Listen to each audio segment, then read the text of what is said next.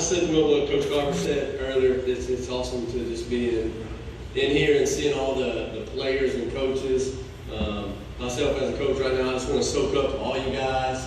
So if I'm around bugging you, just know I'm just trying to get a little more for my teams. Especially with Coach Burrow, I got that pleasure to coach against him whenever I was at King for a short stint when he was at VI. So that's awesome to see you and everything else.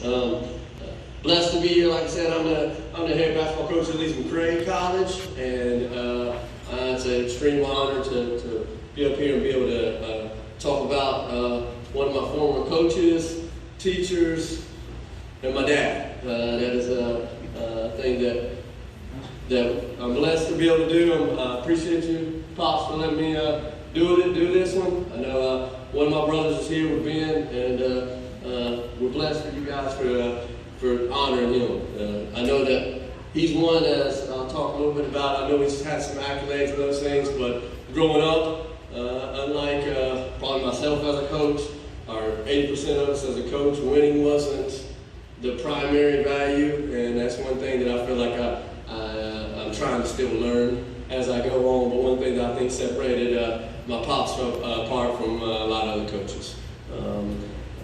Some parts with it, I think basketball-wise, one thing I think my pops was a little ahead of the game in that nowadays everybody's running some type of X and O wise, some type of gimmick defenses or matchup defenses now is all part of the game, and I took that prevalent to myself when we run a version of a fusion defense, but Dad was running it way back when I was actually a player and kind of really before it was seen. Also offensively, playing almost positionless. I know in high school when he coached from all the way from middle school to high school with females and males and having to get different ones. You might have some as big as Coach Carver and you're able to throw it into the post, or you might have 12 of them look like me, so you're in trouble. You're not going to really have any posts, so you got to play different ways. And I know that Pops did a great job of using athletes off of multiple different sports and putting them in the right spots and playing out of today. If you watch the game today, you hear a lot of positionless basketball. I think that's just putting guys in the right spots to be successful. And I think my dad did a great job of doing that earlier. I know Dad's not really big on accolades. There's a couple things that I was trying to research.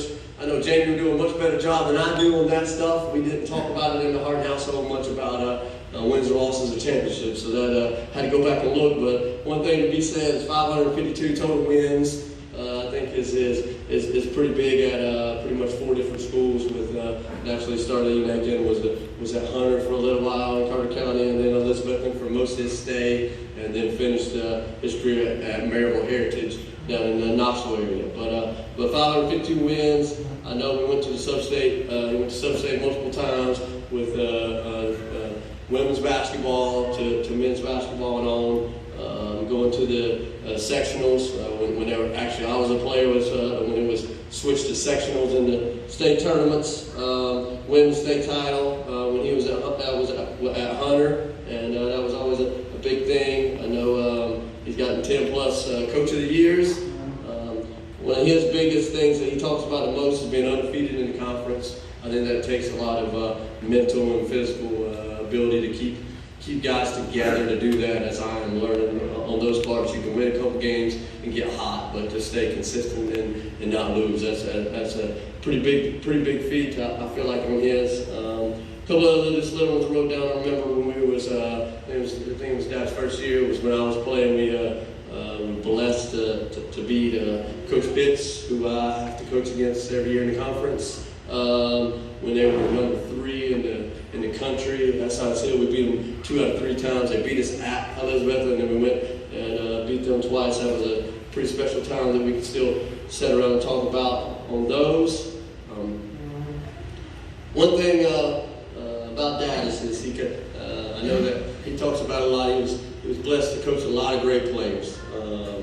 Naturally, from the ones that everybody knows, from Jason Witten all the way down. But one thing that I know that he loved was being able to coach all 3 of us, and we definitely as sons played and viewed the game a lot different. I know that he got on Ben the most. Ben was probably the best out of all three of us, and then he was a little hard-headed too, so that was one that had to stay on. But I can remember one about mine, just on the story, was I was struggling really bad at Science Hill, and when my dad was coaching at Elizabeth, and all of them was in the league, and at the same time, and Science Hill was a huge rival, bigger school, and it's a school you want to do well in. And I grew up, Coach Carter remembers always in the gym from all the way up, and you get to be in high school, when you get to be a senior, you just want that to go well, and it's not. And I am struggling. I'm 0 for a million in that gym, and I can't do anything. Coach Pitts is pressing us to death, and we can't figure out what to do. And I never talked back to Dad. I think I was coach's son and knew what I wanted to do as a coach. I was trying to do everything right in basketball, and my pops ended up pulling me over as it was on the free throw line. I'm mad. I've shot about 3 air balls in a row, I think, and I was like, I'm not shooting it anymore. I'm done. I'm not shooting. Get me out, so I can't shoot it. And I remember him telling me this right then. He's like, "What's your job? Your job's to shoot. That's your job. You need to stay the course and stay a job." And that's just one thing small thing about that I feel like that Pops did different from other coaches I've been around at different places or just theirs. It's almost like I see those things that everybody praises Steve Kerr or others about how he talks to guys different. That's just kind of how Dad was. He wouldn't really fuss at you to the degree of yelling, but he made you understand what looking at, and he made players think. He made players understand what they need to do to be better. So that's some short ones that I remembered a lot about my dad and how he coached. A couple other little tidbits that I just wanted to recognize about was with Pops as he's retired and got out of it. He comes and is one of my biggest fans, and that's really cool to have your dad and your brothers and all those in the stands and cheering you on as you looked up to him when I was young. Always Dad still is. Dad was my hero. I'm in this profession primarily because I wanted to be like my dad and grow up and hopefully to be able to coach and change kids' lives. And I think that's been his number one part. And just being around and now move back and seeing just random players or random people come up to Dad and excited and talk to him about playing like that shows that he did the right way and did things that need to be done. And I hope that in the future when I am retired and done, that I'm blessed to have players come back and show the same kind of respect and reverence that Pops gets.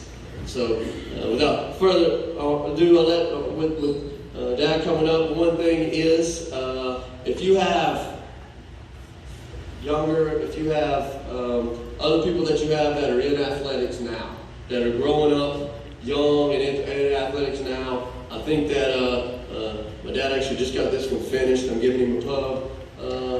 But this is, with his book, I know he kind of did it for everything, but the more you read it, and I read it, it's just really about parenting your kids the right way. And if I can get this book in a lot of parents' hands across the country, my job's going to be a lot easier. So that's just things that in recruiting is the way the travel ball and AUs went. I think Dad did a great job of really connecting to understanding how to win not everything, and that's just not only by the wins and losses and those things. So one last thing is one of my former teammates and actually player for the Cowboys, Jason Witten, did put in there's one quote that he had, and that I just think speaks volumes of Dad. It just says, "Coach Hardin was a tremendous coach, and he always held a special spot in my life. He had a unique way of reaching young men like very few ever have been around." And I think that just kind of cinemaizes his. Like I said again, I think it was just about the skill and getting better mentally and physically every day is what he preached, and he's blessed enough to win a lot of games and get a lot of stuff. But I think that was always his calling to when it was with him and coaching. So thank you, and I appreciate it. I appreciate you guys listening.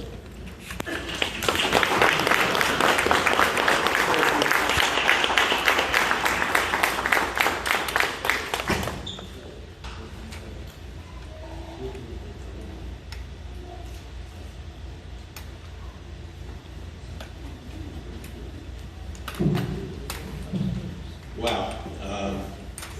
I don't know how I can top that. When your own son can say nice things about you, that's pretty cool. Pretty cool stuff.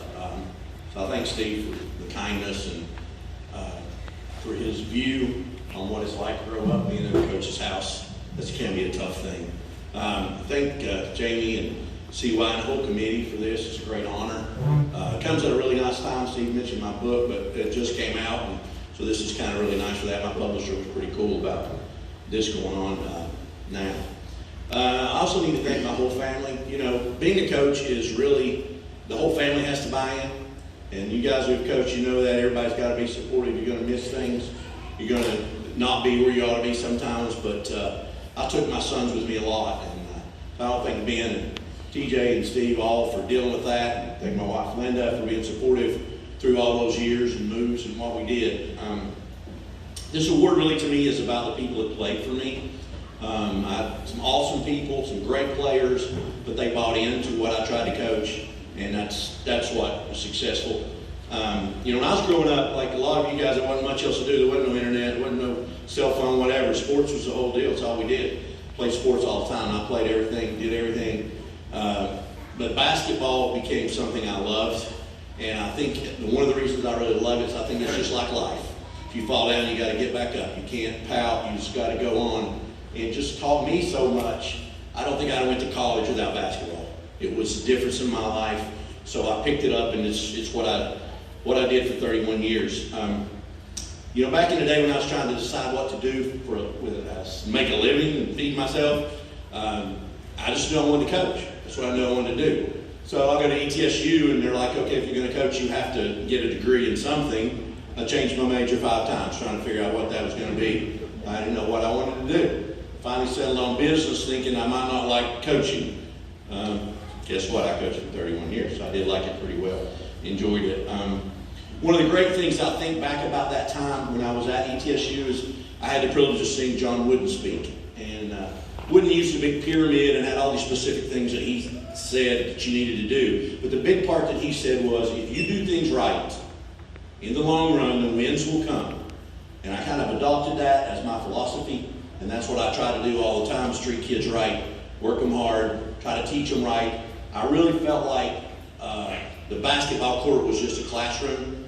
I count myself as more of a teacher than a coach. I loved it. I loved being on the floor. And when I first took the job at Heritage, the last job that I had, one of the former coaches came in and he said, "You're one of the best teachers I've ever seen in this game." And that's one of the greatest compliments. And Ron Waters, who's the golf coach at Merrill College, is the one that told me that.